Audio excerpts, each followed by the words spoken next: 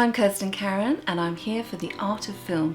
Today I am very, very privileged to interview Graham Humphreys, and you will know his works. He has created illustrations for wonderful posters, iconic images such as Evil Dead and Nightmare on Elm Street. Now, Graham, it's a great pleasure to meet you today. Thank you very much for joining us. What got you into this industry? How did you get started?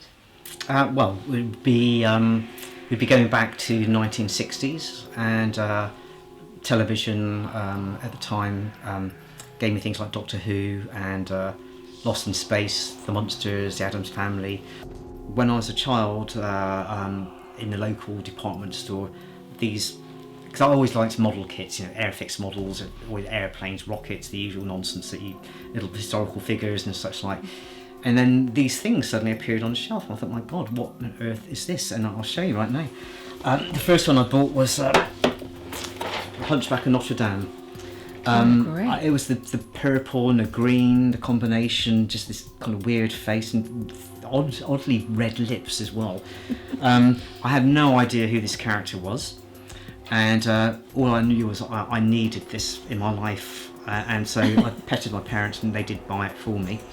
And then following shortly after that was my favourite of all these boxes was the Dracula one. It was just beautiful, again, that lurid purple and green, again, which you'll always see in my work as well. And really, that is my my art training in many ways. So this is where everything comes from, these two boxes. Fantastic. So tell us, Graham, your earliest memories of horror films and what inspired you. And do you remember being scared and enthralled? What really got you going and interested in the horror genre? Well, aside from the Monsters and the Addams Family, obviously the Monsters being the universal monsters in many ways, I think the first horror film I would have seen properly would have been a late night screening of I think Frankenstein Meets the Wolfman. But I would have been aware of horror before that point, just simply from lobby cards at the local cinema, which would have been running some of the later Hammer films that I certainly was kind of aware of. Okay. And I particularly remember the lobby cards for Scars of Dracula as being probably the first major horror influence in my life. So tell us, what was your inspiration for getting into illustration in the first place? So I think it was when I was aware of the film posters for films like Towering Inferno, The Hindenburg, Earthquake, and just looking at those kind of beautiful painted details and thinking that it's something that I'd really like to do myself. Also the drama of them, just the whole idea that didn't seem to be any reason not to do a big reveal on anything. Everything was thrown into those posters, so you kind of basically have the film, the whole narrative in poster form. Whereas much later it seems that there was an urgency to hold things back and not actually reveal stuff. I mean, classic example would be, for instance, the Alien poster, just that simple little egg image which doesn't tell you anything about the film at all. But back in the 70s, it seems, late 60s, early 70s, everything was thrown into a poster because they just wanted to get people in. I remember seeing the poster for Young Frankenstein, and there was something quite magical about that poster. It obviously was a throwback to old Universal horror posters, but there's something very powerful about it, and I could identify quite quickly what it was that worked about it. I mean, this intense symmetry, which I realised was such a powerful a way of presenting any narrative in visual form, just using symmetry and almost like creating totem poles of images, and it's something which I still do now.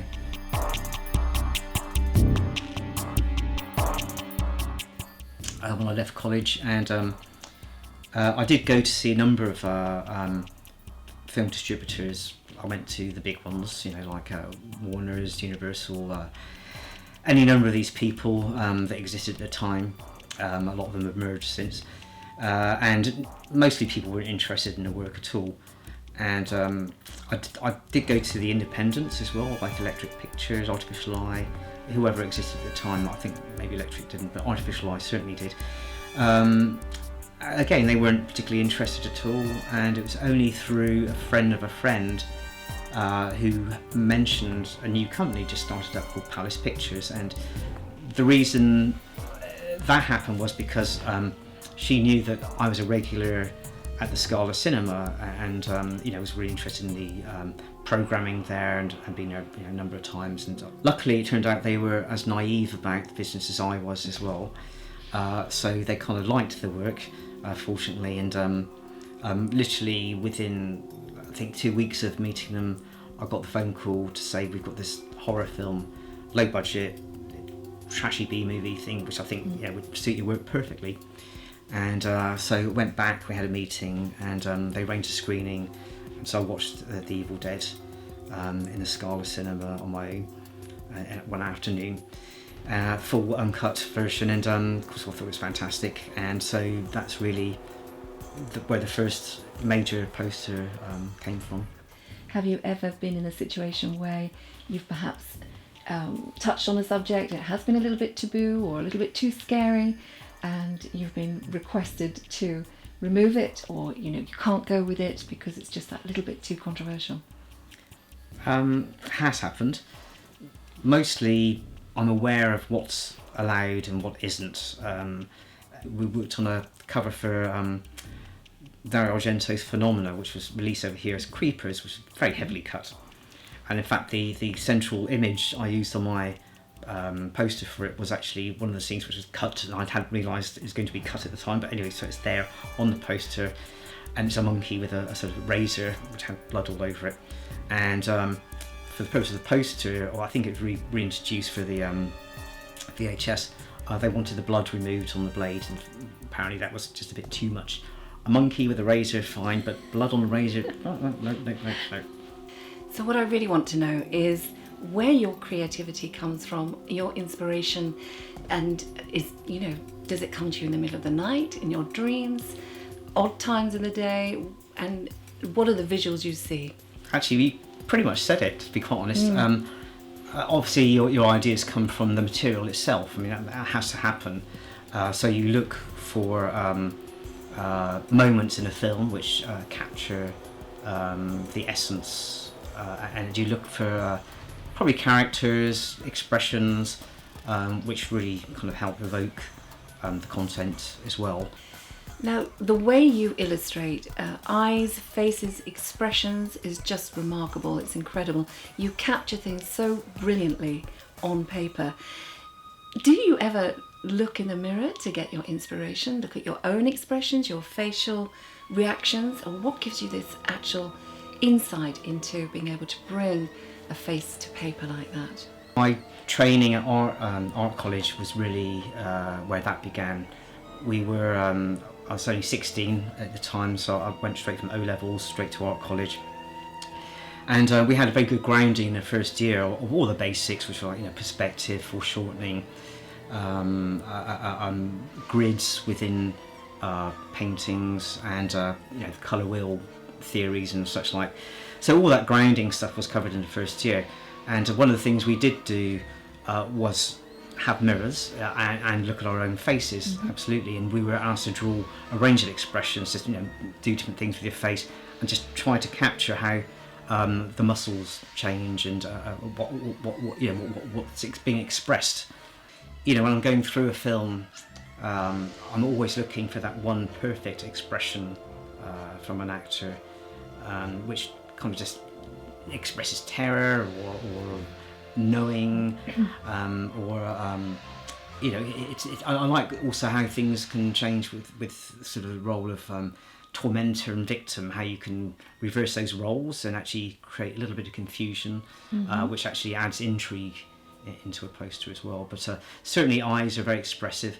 It's quite curious, one of the best known posters I've created would have been A Nightmare on Elm Street, and it's when I look back on it now, the fascinating thing about it is there's no eye contact at all, because her eyes are closed, she's sleeping.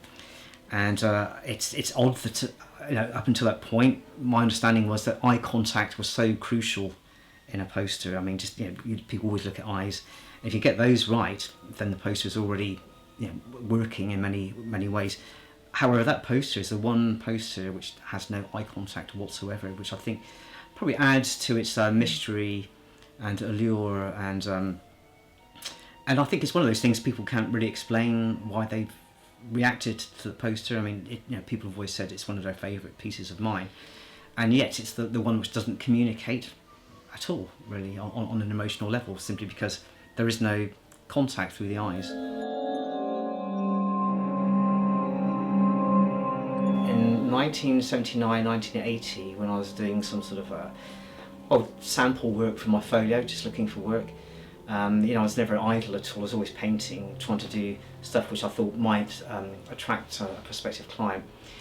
And in my head, I had seen Joan Crawford, probably in something at the Scala Cinema maybe, and I had in my head that I wasn't really aware of her background other than the horror films, like Berserk and Trog, of course, which is behind me. So in my head, I thought she was a horror actress, and what happened to Baby Jane.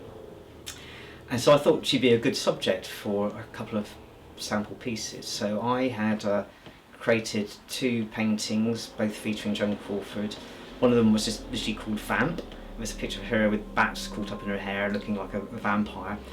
And then the other one was called Planet Claire, after the B-52 song. So it's Joan Crawford in a sort of space helmet and with rockets and things flying around. It's odd when I look back at this now. I mean, it's a very crude piece of work. And it actually has some techniques that I developed at art college, which I then dropped a bit later for various reasons. So it's kind of unique as a crossover piece from my college work into my professional work.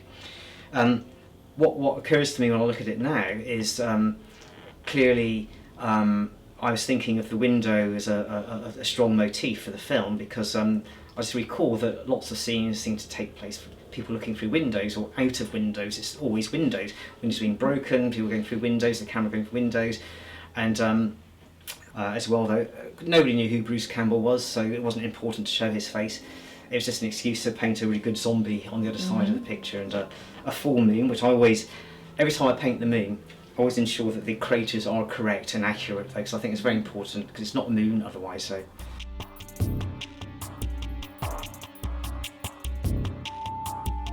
I've got most of my work is rolled once I finished it. Simply, it's easier to store like that, and actually I feel safer as well. However, I've got a box here of some of the images were stored flat. So these are the original paintings. I have a client who commissions posters, new posters for his favourite films all from the 1980s. And 2 items here at the top of the pile are very well-known films. So you have Dawn of the Dead. Show you, this is my photographic source, but this is the actual painting, which loosely it's a kind of heaven and hell. So you have the sort of the characters here on Earth as the sort of human beings, then you have this hell, which is all the zombies and kind of what happens to them. So you have this central character here. You have both versions, a living version, a version and a dead version, and also likewise here as well. This is Jaws, probably one of the most, it's one of those iconic films that everybody has something about this film which they particularly love. And for the client, he basically wanted the 3 characters and of course the shark. And for me, the shark in a film, I remember going to see it when it first opened, it's about 5 different sharks. You see, you get the model shark, and then you get some real live footage, and then there's another sort of model as well, though they kind of all look quite different to each other. So what I did, I thought I'm going to go back to some real pictures of sharks, some quite nasty looking aggressive sharks with a real kind of monster teeth. This one's interesting, again a private commission, which was then licensed to Arrow Video, who chose to use it for a new Blu-ray set approved by John Landis, who actually also personally selected this as the piece of artwork he wanted on the cover. So it began as a private commission, as I said, American Werewolf in London. So yeah, I think it's something which has worked against all odds. But it's one of those struggles you get sometimes with a job that there are compromises that have to be made, and the thing is to accept those compromises and actually try to make them work as best you can. And actually, even if the client isn't always right, because quite often they're not, I have to add it in, and that's really part of my professional skills is actually to leave the client and actually explain why things don't work and why other things can work. And if you can do that effectively, then the result is better for everybody. Well, that's it for today, and thank you to Graham Humphreys. I'm Kirsten Karen, here for The Art of Film.